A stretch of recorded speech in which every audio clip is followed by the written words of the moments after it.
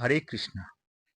আমাদের সনাতনীদের মধ্যে এমন কোনো মানুষ আছে কিনা সন্দেহ যে ভগবান শ্রীকৃষ্ণের শরণাপন্ন হয় না। আমরা সকলে প্রতিটা মুহূর্তে তাঁকে স্মরণ করে থাকি। হিন্দু শাস্ত্র অনুযায়ী তিনিই হলেন বিশ্ব ব্রহ্মাণ্ডের সৃষ্টিকর্তা এবং বিশ্ব ব্রহ্মাণ্ডের সকল কিছুর নিয়ন্ত্রণকর্তা। কথায় বলে, রাখে হরি মারে কে, আর মারে হরি রাখে কে।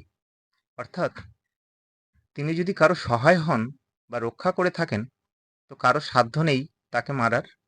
আবার তিনি যদি কাউকে বিনাশ করেন, তো পৃথিবীর কোনো শক্তি নেই তাকে রক্ষা করার। তাকে স্মরণ করলেই পাপী তাপী সকলেই উদ্ধার পায়। তাকে স্মরণ করলেই আমরা সকল দুঃখ কষ্ট জ্বালা যন্ত্রণা ভুলে থাকতে পারি। ভগবান শ্রীকৃষ্ণের বহু মন্ত্র প্রচলিত আছে। আজ আমি এই ভিডিওতে আলোচনা করব ভগবান শ্রীকৃষ্ণের অত্যন্ত প্রভাবশালী 3টি মন্ত্র নিয়ে। যে মন্ত্র তিনটি জপ করলে আপনি মানসিক শান্তি লাভ করবেন, দুঃখ কষ্ট পাপ তাপ অশান্তি কলহ প্রভৃতি থেকে মুক্তি লাভ করে এক অনাবিল আনন্দ অনুভব করবেন। প্রথমে যে মন্ত্রটি নিয়ে আলোচনা করব, মন্ত্রটি অনেকেই জানেন। মন্ত্রটি হলো, হে কৃষ্ণ করুণা সিন্ধু দীনবন্ধু জগৎপতে গোপেশ গোপিকাকান্ত রাধাকান্ত নমস্তুতে। মন্ত্রটি আপনি প্রভাতে শয্যা ত্যাগের মুহূর্তে বিছানায় বসে পূর্ব দিকে ফিরে হাত জোড় করে 3 বার বা 8 বার জপ করুন। এটি ভগবান শ্রীকৃষ্ণের প্রণাম মন্ত্র। প্রভাতে আপনি ভগবানকে প্রণাম নিবেদন করুন।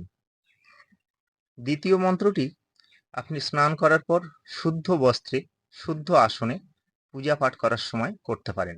মন্ত্রটি হলো, ওং ক্লিং কৃষ্ণায় গোবিন্দায় গোপীজন বল্লভায় স্বাহা।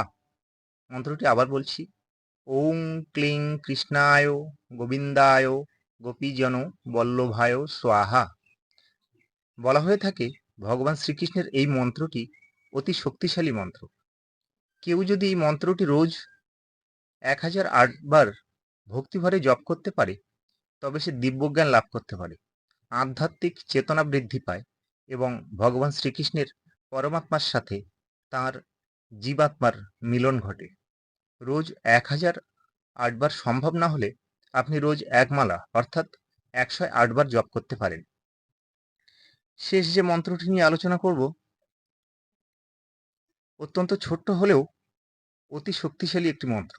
মন্ত্রটি হলো, শ্রীকৃষ্ণ শরণম মমঃ শ্রীকৃষ্ণ শরণম মমঃ শ্রীকৃষ্ণ শরণম মমঃ।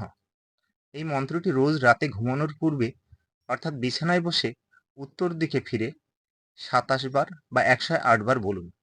এই মন্ত্রটি রোজ জপ করলে ভগবান শ্রীকৃষ্ণের কৃপা লাভ করা যায় এবং তার চরণে ঠাঁই মেলে। তো এই ছিল আমার আজকের ভিডিও। ভিডিওটি ভালো লাগলে অবশ্যই লাইক কমেন্ট শেয়ার করবেন। হরে কৃষ্ণ।